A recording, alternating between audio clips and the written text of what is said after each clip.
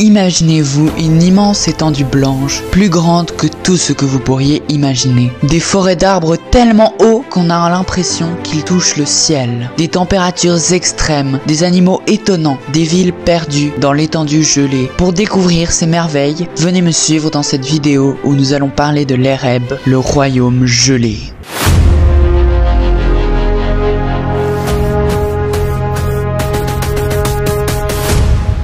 Bienvenue à Kharos. Aujourd'hui nous allons parler d'un pays différent des autres, le roi des plaines gelées. Je veux bien évidemment parler de l'Ereb. Alors installez-vous bien, enfilez votre manteau et si vous êtes prêts, c'est parti.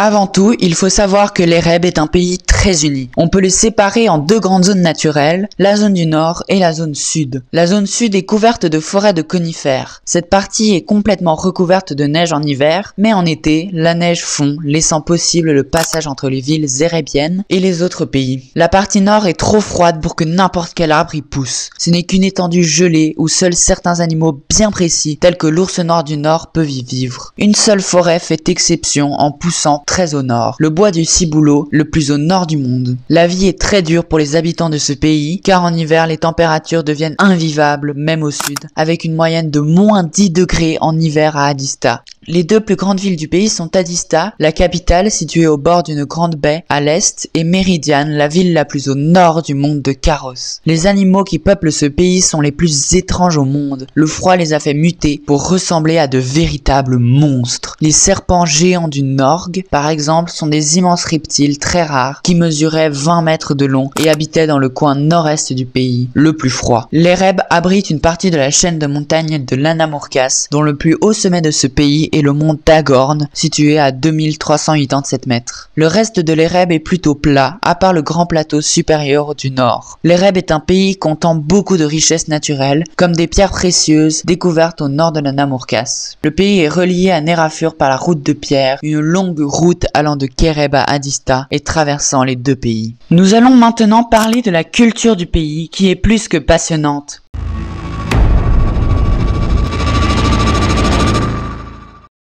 Les habitants de l'Ereb ont cru pendant des centaines d'années à une religion très étrange. La religion des Érébiens ne se constituait pas de dieux, mais de monstres, bons ou mauvais. Il faut dire que ces croyances ont sûrement été inspirées par les animaux bien réels, mais très étranges, dignes du pays, et ont été enjolivées au fil des siècles. Les mythes terrifiants qui mettaient des monstres au cœur des croyances. Mieux valait ne pas sortir en hiver dans les plaines glacées, au risque de se faire dévorer. Pour éviter de mourir tués par des monstres terrifiants, les hommes devaient prier des bonnes divinités et des prêtres qui faisaient beaucoup d'argent sur la peur générale. L'Ereb a toujours été contrôlé par des gouverneurs nérafuriens et tsuyais, je l'expliquerai peut-être dans une autre vidéo. Mais son existence a plus souvent été une démocratie, à part lors du règne du magicien rouge. Les métiers les plus favorisés en Ereb étaient la chasse, le minage et la coupe du bois. L'Ereb est un très grand exportateur, que ce soit de pierres précieuses, bois ou d'autres matériaux que l'on ne peut trouver que dans ce pays grâce à sa géographie unique.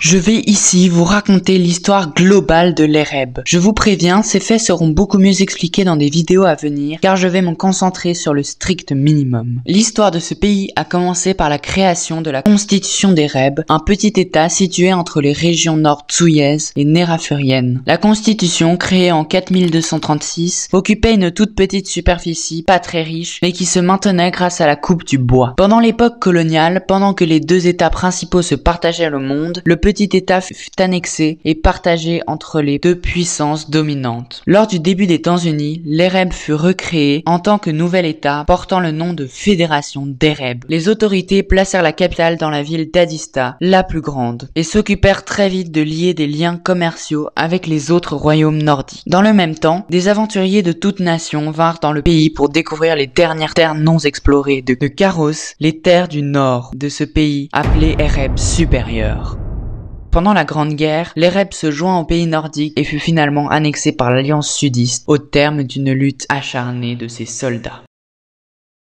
Si vous avez aimé la vidéo, n'hésitez pas à la liker et à vous abonner. La prochaine parlera du Tsuyo, le pays des fleuves. Au revoir.